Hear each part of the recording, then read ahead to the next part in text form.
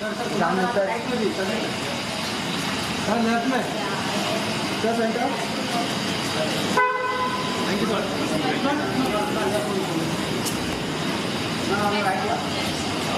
Left में centre sir left में sir.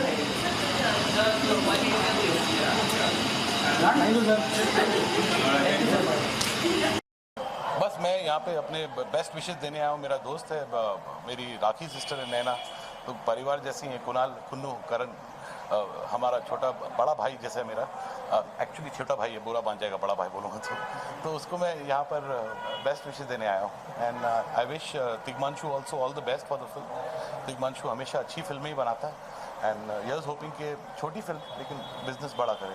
Sir film में सुभाष चंद्र जी के बारे में बताई गई है जो जी, तो क्या कहना चाहिए, इनके ऊपर अभी तक कोई फिल्म नहीं बनी है? नहीं, एक फिल्म बनी थी, आई थिंक श्याम बेनेगल साहब ने बहुत बड़े स्केल पे बनाई थी वो फिल्म, और बहुत अच्छी फिल्म थी। मैंने थिएटर में देखी थी। नेताजी सुभाष चंद्र बोस ही नाम था, श्याम बेनेगल साहब ने बनाई थी। बट आई थिंक ये इतने बड़े हीरो हैं हमारे देश के कि इन पे आई थिंक बहुत कम फिल्में बनी है। ज़्यादा फिल्में इन पे बननी चाहिए because his life was truly very patriotic and adventurous. और सर जैसे कि बॉक्स ऑफिस की बात करें तो 4 फिल्म एक साथ रिलीज की गई, तो how you see the collection wise फिल्मों को कितना असर हो सकता है? आई थिंक कहीं ना कहीं ऑडियंस पे भी डिपेंड करता है वो क्या देखना चाहती है और वो थिएटर में कौन सी फिल्म को। एक ज़माना था जब हम थिएटर में जाते थे पिक्चर देखने को, लाइन में खड़े होकर टिकट खरीदते थे, तो जब सेंसर सर्टिफिकेट आता था ऐसा लगता था कि फिल्म हम पे फेवर कर रही है। आज ज़माना ऐसा आ गया कि हमको ऐसा लगता है हम फिल्म पे फेवर कर रहे हैं थिएटर में जाके। चलो यार, ऐप पे टिकट बुक कर ली, थिएटर में जाके पिक्चर 15 मिनट चालू हो गई, मिस कर ली, तो वो मैजिक सिनेमा का सिर्फ बड़ी फिल्मों में है या उन फिल्मों में है जो आपको ड्राइव करते कि घर से बाहर निकल के पिक्चर देखें। वरना बहुत सारे आजकल इतने सारे इंटरनेट के जरिए आ गए हैं कि ब्रांड न्यू पिक्चर 2 हफ्ते में इंटरनेट पे आ जाती है। मैं पायरेसी की बात नहीं कर रहा हूँ, मैं ओरिजिनल बात कर रहा हूँ। तो फिल्म मस्ट बी समथिंग जो आपको घर से बाहर निकाले, थोड़ा सा बिग स्क्रीन एडवेंचर दे, जो हिंदी फिल्मों में अब कम होते जा रहा है और हॉलीवुड की फिल्मों में होता है। इसीलिए you have movies like Spiderman and fast and furious doing 50, 60 crore. तो ये स्टोरी है, ये पार्ट ऑफ हिस्ट्री है, तो यू थिंक ऐसी मूवी आगे भी बननी चाहिए? 100% बननी चाहिए। बिकॉज ये क्या होता है, ये फिल्में, ऐसी फिल्में जो होती हैं, ये 3 ईज प्रोवाइड करती हैं: entertainment, enlightenment and education. Enlightenment and education हमको स्कूल में मिलता था, एंटरटेनमेंट मिलता नहीं था, क्योंकि we grow up reading about these heroes of ours. But जब आप बड़े पर्दे पर इनको देखते हो, फिल्म के जिस तरह से दर्शाते हैं, तो उसमें कहीं ना कहीं एंटरटेनमेंट का जरिया भी आता है। I think that's a very noble thing. I hope so. I'm always in the search of a good script. Yes. हाँ, sorry. सर देखा जाए तो फिर आज के समय में सर हर 2 दिन के बाद मूवीज आ जा रही है लेट पे, तो इसमें क्या कहना चाहेंगे, इसे रोकना चाहिए कि नहीं? तो तेरा फोन बता। हाँ, तेरा फोन बता, मतलब तूने सब डिलीट कर दिया। आई थिंक जिस तरह से गवर्नमेंट टैक्सेस बढ़ा रही है, GST बढ़ा रही है, जो अच्छी बात है, मैं नहीं बोल रहा बुरी बात है, उस तरह से गवर्नमेंट को थोड़े स्टेप्स ये लेने चाहिए, ये भी सोचने के लिए कि हम एक इंडस्ट्री हैं, हमारा कल्चर फिल्में हैं, और ये इंडस्ट्री दीमक की तरह पायरेसी, इसको जब सब बोलते हैं पायरेसी मत करो, बट सच्चाई ये है कि बहुत सारे फिल्म वाले भी डाउनलोड करते हैं दूसरों की फिल्में, अंग्रेजी फिल्में, टीवी शोज। तो ये पायरेसी पूरी तरह से इंटरनेट से गायब ही हो जाना चाहिए, जो एक मिनट में हो सकता है, फिर से चालू हो जाएगा 5 मिनट बाद, फिर से गायब करो, फिर से चालू हो जाएगा। बट ये एक ऑनगोइंग बैटल है। तो लोग जाएंगे कि उनको जब जरिया नहीं मिलेगा पायरेसी करने का, तो जाएंगे थिएटर में फिल्म देखने को, क्योंकि टैक्स गवर्नमेंट को भी आ रहा है। बट कहीं ना कहीं गवर्नमेंट मानती नहीं कि हम फिल्म इंडस्ट्री है, और ये सच है। सर आपको लगता है कि ये जो पायरेसी होती है जिसका मेन एक कारण है कि टिकट्स के रेट ज़्यादा? नहीं, काय को टिकट के रेट ज़्यादा है? आपको नहीं लगता? नहीं, आप ट्यूसडे को जाके देखो, 100 रुपये की टिकट है, 90 रुपये की टिकट है। तो फिर नहीं, आदत से मजबूर है पायरेसी करने को दोस्त, आदत से मजबूर है लोग, आदत से मजबूर है। पायरेसी 80s में भी था यार, वीडियो कैसेट आते थे, तभी भी चलती थी फिल्में, तभी 4 रुपये की 3 रुपये की टिकट थी। लोग आदत से मजबूर हो जाते हैं, जब फ्री में मिल रहा है तो काय को अपना सीट हिल रहा है। यही बात है। हाँ, तो पायरेसी मत करो मेरे भाइयों। Okay, yes, a lot you'll hear about it very very shortly. It's थोड़ा बहुत इधर उधर आते रहता है, but official announcement I am not making as yet. मैं नहीं बताऊंगा, तू ही बताना मेरे भाई कैसे। कॉलम में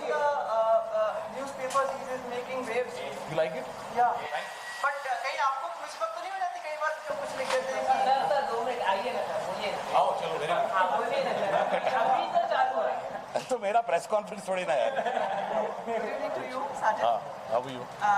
साजिद, आपके जो कॉलम्स हैं वो भी इतने पॉपुलर थे, कई बार दिक्कतों में नहीं फंस जाते कि किस बात की दिक्कत? मैं थोड़ी ना किसी की बुराई लिख रहा हूँ या किसी की भरपाई लिख रहा हूँ।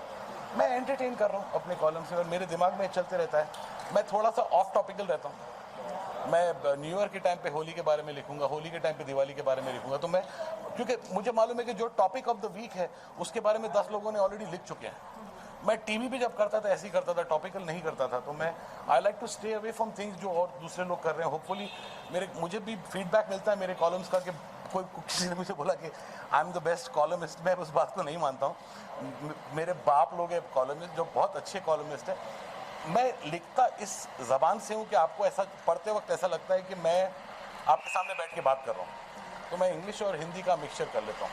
That is very brilliant and connectivity. पर जैसे कई बार आप ब्लाइंड आइटम्स जो लिखते हैं 90s। अच्छा, how do you know that those blind items are true and not a figment of my imagination?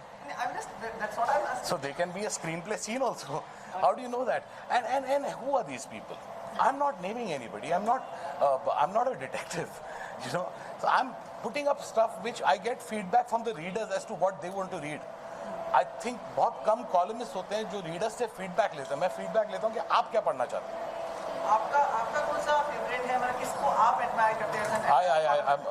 Genuinely मैं टीना का पढ़ता हूँ, twinkle and Shweta Bachchan. She also rights very well.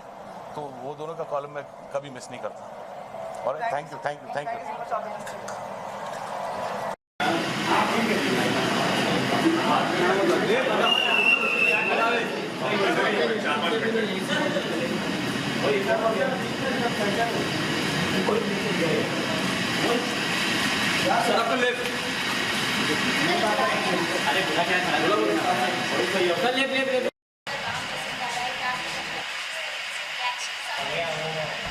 कुछ नहीं, मैं बहुत खुश हूँ।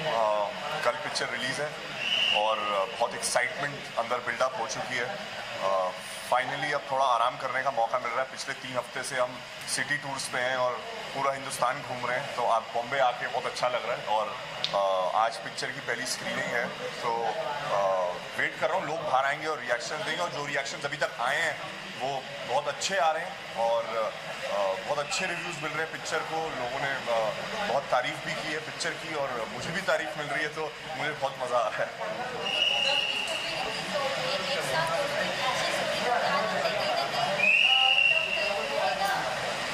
नहीं, मेरे ख्याल से दोनों बहुत अलग किस्म की पिक्चरें हैं और आप एक पिक्चर फ्राइडे को देखिए और दूसरे सैटरडे को देखिए।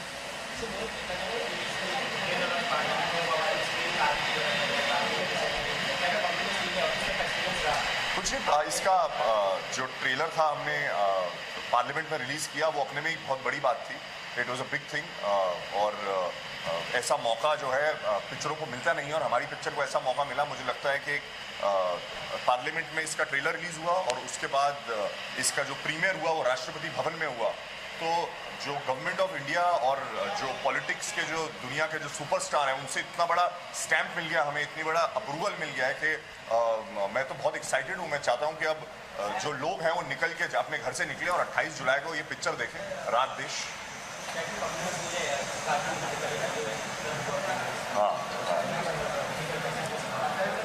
कुछ नहीं, अब तारीफ कर रहे हैं लोगों को, पिक्चर पसंद आ रही है, लोगों को मेरा काम पसंद आ रहा है और अब बस मैं वेट कर रहा हूँ कि ज़्यादा से ज़्यादा लोग देखें और जल्दी से इसका अच्छा रिस्पांस मिले।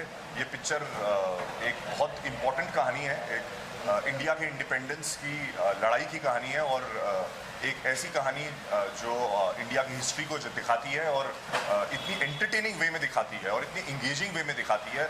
I think it's a great combination. इसके अंदर वॉर है, ड्रामा है, रोमांस है, ये एक पीरियड फिल्म है, तिग्मांशु धूलिया की डायरेक्शन है और आई थिंक ये जो कॉम्बिनेशन बन के आ रहा है ये लोगों को बहुत मज़ा आएगा।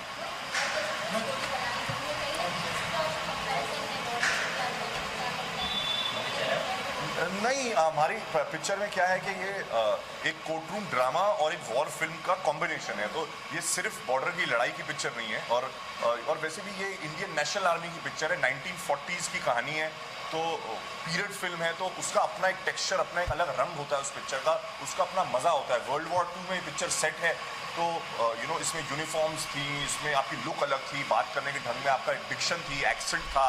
तो एज एन एक्टर भी इसमें बहुत मेहनत करके हमने बहुत चीज़ें डालने की कोशिश की और अब अच्छा लग रहा है।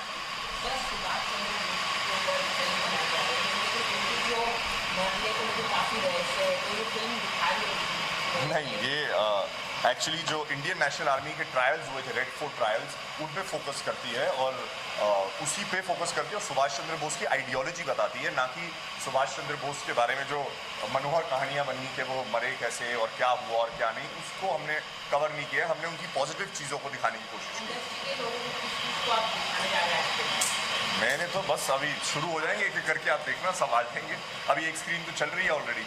अभी मैं बस चाहता हूँ अंदर जल्दी से भागूँ और लोगों के रिएक्शन देखे आऊँ। इंटरवल होने वाला है तो उसके बाद फिर से आके बात करते हैं थोड़ी देर में, थोड़ी रिएक्शन और लेके।